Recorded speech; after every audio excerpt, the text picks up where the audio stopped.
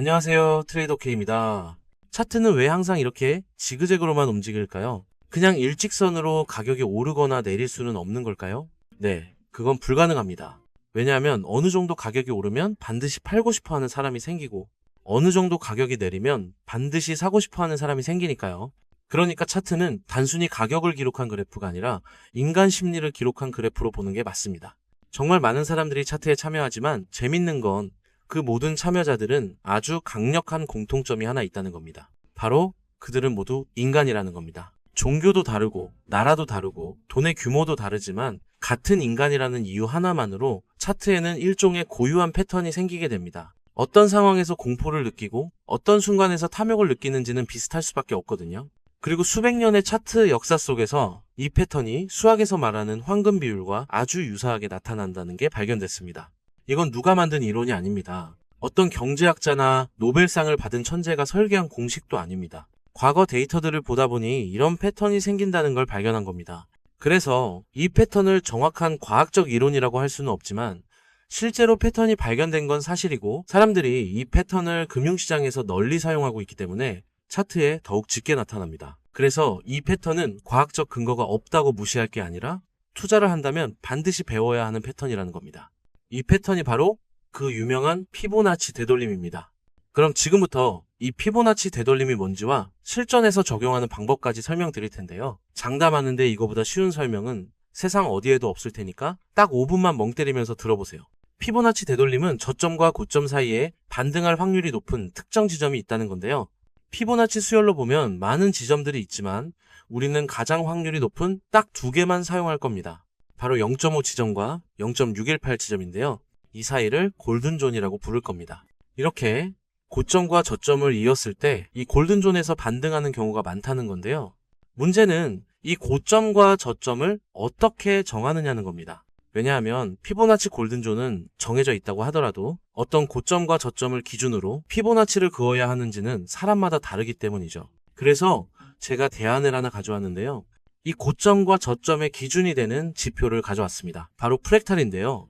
이건 가격이 반전될 수 있는 지점들을 자동으로 표시해주는 지표입니다. 트레이딩뷰에 프랙탈이라고 검색 후 설정값을 5로 바꿔줍니다.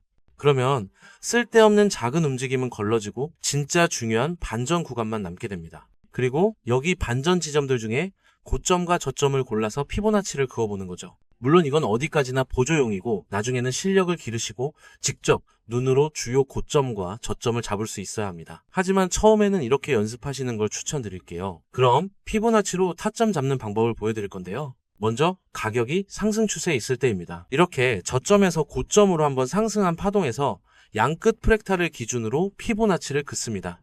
그러면 보시다시피 골든존에서 반등하는 모습을 볼 수 있습니다. 이건 가격이 하락 추세에 있을 때도 똑같은데요. 이렇게 고점에서 저점으로 한번 하락한 파동에서 양끝 프랙탈을 기준으로 피보나치를 긋습니다. 그러면 똑같이 골든존에서 반등하는 걸 볼 수 있죠. 하지만 아무리 피보나치를 잘 긋는다고 해도 피보나치 하나만으로 타점을 잡는 건 무리가 있어요. 그래서 여러 지표와 피보나치의 골든존이 겹치는 부분을 타점으로 잡아야 하는데요. 그럼 이걸 실전에서 어떤 식으로 하는지 보여드리겠습니다. 첫 번째는 지지와 저항을 함께 사용하는 건데요. 이렇게 아까처럼 상승 추세에서 피보나치를 그은 뒤에 근처 저항 구간을 찾습니다. 그럼 그 저항 구간은 돌파되어 지지 구간이 되었을 텐데요. 그 지지 구간과 골든존이 겹친다면 그 부분에서 반등이 올 가능성이 높아지는 거죠. 그러면 그 부분을 롱타점으로 잡고 손절 라인은 전저점까지, 그리고 익절 라인은 그 2배 구간까지 잡는 겁니다. 하락 추세에서도 마찬가지입니다. 고점과 저점을 연결해 피보나치를 그은 뒤에 근처 지지 구간을 찾는 거죠. 그럼 그 지지 구간은 돌파되어 저항 구간이 되었을 거고, 그 저항 구간과 골든존이 겹친다면 그 부분을 숏타점으로 잡고 반등을 기다리는 거죠. 손절 라인은 전고점까지, 익절 라인은 그 2배 구간까지 잡고요. 두 번째는 저번 시간에 배운 이동평균선을 이용하는 건데요. 이동평균선도 지지나 저항의 역할을 한다고 말씀드렸었죠. 상승 추세일 때는 이렇게 지지 역할을 할 때가 많고, 하락 추세일 때는 이렇게 저항의 역할을 할 때가 많습니다. 그럼 아까와 마찬가지로 이동평균선과 골든존이 겹치는 구간을 찾으면 되는데요. 상승 추세일 때는 아까처럼 피보나치를 긋고 골든존에 이동평균선이 들어오는 부분에서 반등할 가능성이 높다고 보고 롱타점을 잡아보시면 되고요. 마찬가지로 손절 라인은 전저점까지, 익절 라인은 그 2배로 잡아보시면 됩니다. 하락 추세일 때도 똑같이 피보나치를 긋고 골든존에 이동평균선이 들어온다면 그 부분을 타점으로 숏을 잡아보시면 됩니다. 손절 라인은 전고점까지, 익절 라인은 그 2배로 잡아보시면 되고요. 그럼 피보나치 되돌림에 대한 설명은 여기까지인데요. 늘 말씀드렸듯이 중요한 건 어떤 매매법으로 매매를 하는가가 아니라 어떤 원칙을 가지고 매매를 하는가입니다. 제가 지금 나오는 이 영상에서 꼭 가져야 할 원칙들을 꼼꼼하게 다 설명해 놨으니까요. 기본기를 제대로 다지고 싶으신 분들은 꼭 시청해 보시길 바랍니다. 그럼 마치겠습니다. 트레이더 K였습니다.